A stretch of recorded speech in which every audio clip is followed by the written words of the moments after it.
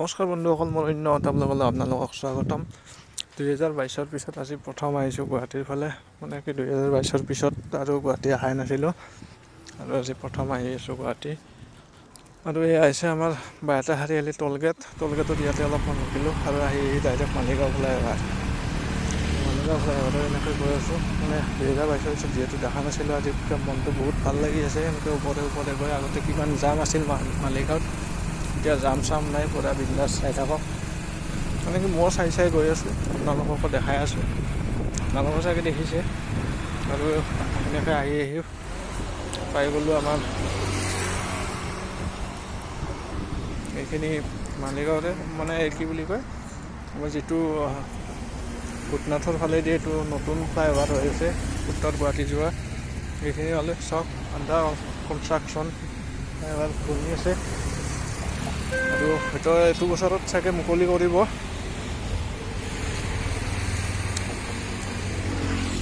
আৰু এনেকৈ ইয়াতে অলপমান ৰখি চালোঁ, ভাল লাগিল চাই। মই দেখা নাছিলোঁ, যিহেতু 2022 পিছত আজি প্ৰথম আহি আছোঁ। আৰু এনেকৈ ইয়াতে আহি অলপ টাইম ৰখি গৈ আছোঁ। এতিয়া গুৱাহাটীখন অলপমান মানে কি বিয়াক মাতিব আহিছোঁ দাদাৰ, আৰু বিয়াক মাতি গৈ আছোঁ। ইফালে চাওক পুৰা গাড়ীবিলাক ব্যস্ত, আৰু আহি আছোঁ বিয়াক মাতা হৈ পেলাই শৰাইঘাটৰ ওপৰলৈ আহি আছোঁ, আৰু এইবিলাক শৰাইঘাটখন পাৰ হৈ আছোঁ। গতিকে এনেকৈ মোৰ যাত্ৰা চলি থাকিব, আৰু এনেকৈ বহুত বিয়াক মাতিব আছে, বিয়াক মাতি গৈ থাকিম। আৰু অলপ দেখাবৰ চেষ্টা কৰি আছোঁ। যিহেতু মোৰ বাইক লৈ আহিছোঁ, অলপ লাহে বেছি স্পীডত যোৱা নাই। শৰাইঘাটখন কিবা দেখা পালে এটা কিবা বেলেগ ফিল হয়। আপোনালোকৰ বা কেনে কিবা নাজানো, মোক ভাল লাগে কিবা এটা মনখন ব্ৰহ্মপুত্ৰৰ ওপৰেদি ধুনীয়া। এনেকৈ গৈ আছোঁ আৰু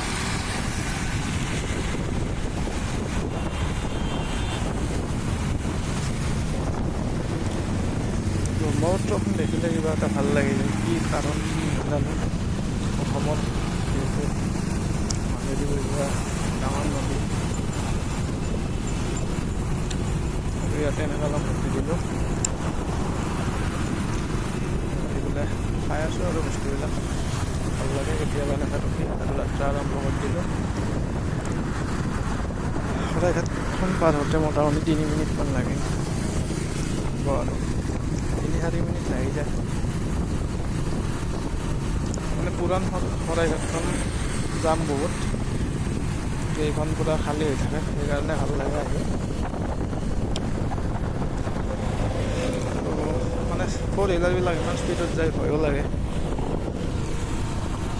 মোৰ বাইকখন লৈ আৰু 40 স্পীডত আহি আছোঁ, আৰু এনেকৈ লাহে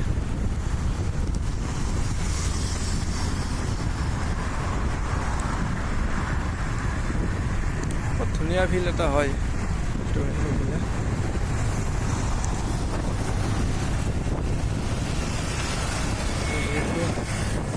2022 পিছত প্ৰথম আহিছোঁ। 22 কৈ কিনে আহি আছিলোঁ, 22 পিছত গুৱাহাটীৰ পৰা গাঁৱতে থাকোঁ এতিয়া।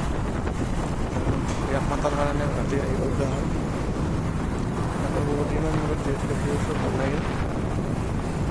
তাৰপৰা আহি গ'লোঁ আমি এতিয়া। এইখন হৈছে ৰঙিয়া ফ্লাইঅভাৰ। ৰঙিয়া ফ্লাইঅভাৰখনো চাই লওক, বহুত দীঘল, খুব ধুনীয়া বনাইছে ফ্লাইঅভাৰবিলাক। নেশ্যনেল হাইৱে বেলতলা চেলতলা এইবিলাক যোৱা নহ'ল, নেক্সট কেতিয়াবা আৰু গ'লে আপোনালোকক দেখাম। আৰু এইখন হৈছে ৰঙিয়া টাউন, তলেদি টাউনখন গুচি গৈছে, আৰু মই এনেকৈ ওপৰেদি আহি আছোঁ। ৰাস্তাবিলাক বৰ ধুনীয়া বনাইছে, বাকী আৰু নকওঁ। চাৰিওফালে ৰাস্তাবিলাক একদম ফিনা। গতিকে ভিডিঅ'টো দীঘলীয়া নকৰোঁ, এইখিনিয়ে আছিল এটা সৰু ভিডিঅ'।